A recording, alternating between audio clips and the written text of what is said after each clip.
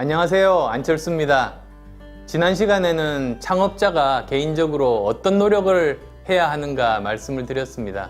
이번 시간에는 사회적인 구조가 어떻게 되어야 창업이 활성화될까에 대해서 말씀드리도록 하겠습니다.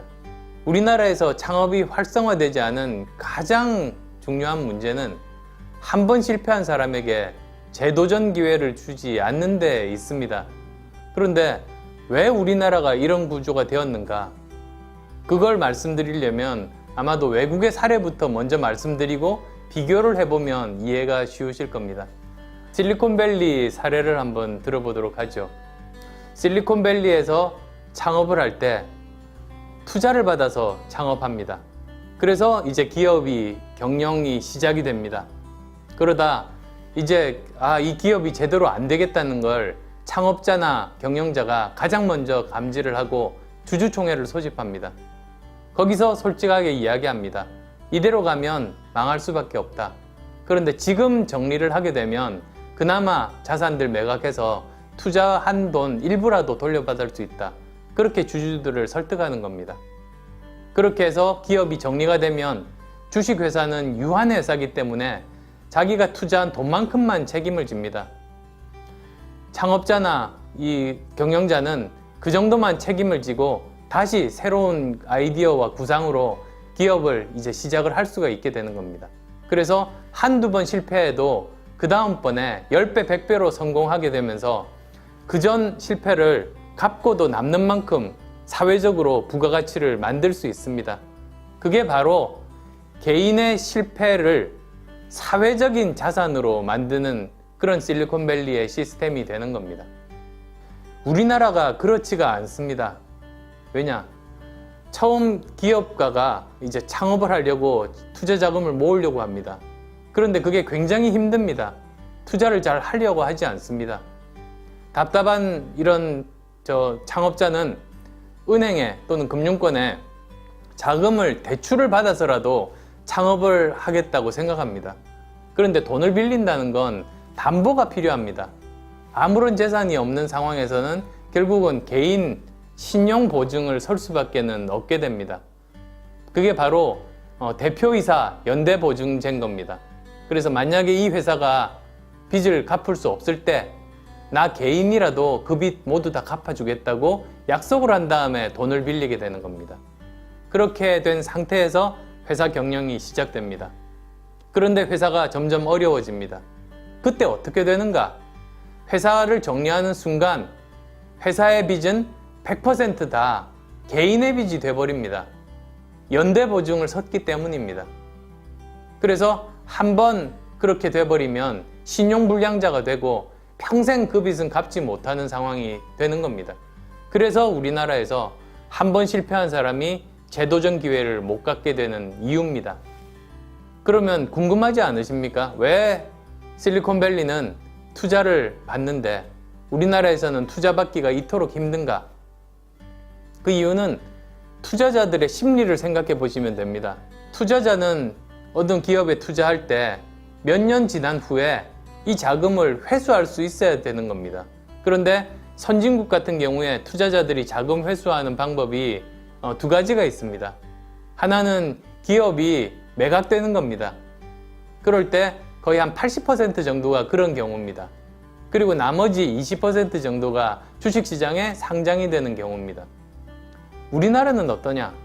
우리나라는 기업 매각 시장 자체가 거의 존재하지를 않습니다. 아주 확률이 낮은 이 기업이 스스로 성장해서 주식시장에 상장될 때만 기다릴 수밖에 없습니다.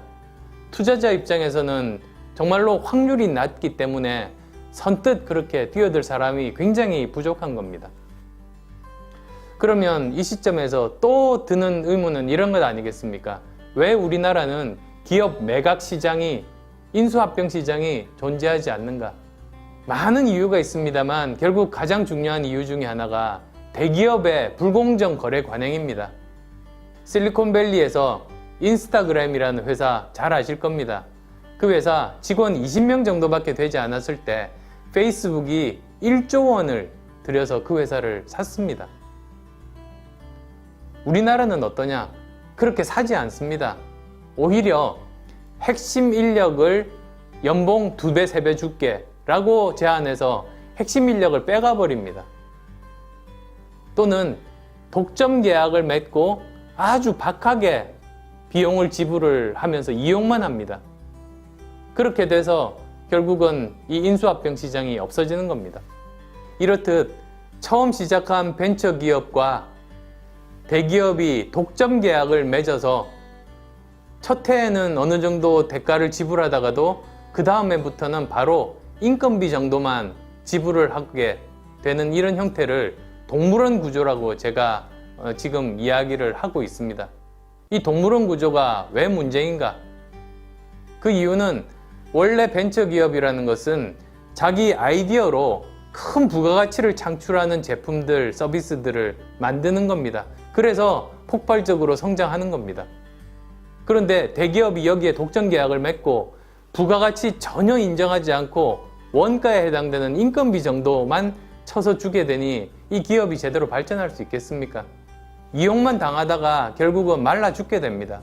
이런 구조를 깨야 된다고 제가 계속 주장을 하고 있습니다. 결국은 이런 문제들을 해결해 가기 위해서는 정책적으로 여러 가지 일들을 동시에 진행해야 되는 겁니다.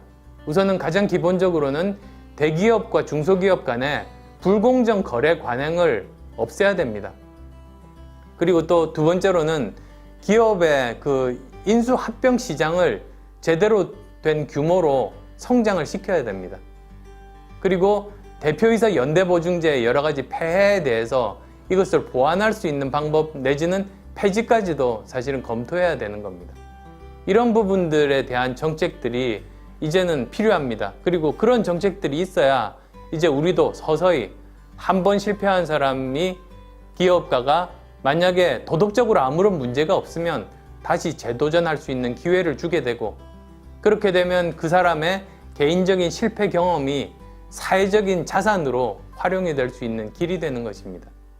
그런 부분들에 대해서 저는 이미 법안들을 제출해 왔습니다. 그리고 앞으로도 이런 부분들을 제대로 보완할 수 있는 법안들을 계속 제출하고 반드시 이 문제는 저는 바꾸겠습니다. 그래야만 우리나라에 미래가 있다고 생각하기 때문입니다. 이제 추석입니다. 지난 여름 정말로 무더운 폭염 어느덧 물러갔습니다. 이렇게 자연이 순리대로 흘러가는 것처럼 우리나라 이 경제, 산업계도 순리대로 흘러갈 수 있도록 많은 노력들을 해야 되겠다는 각오를 다집니다.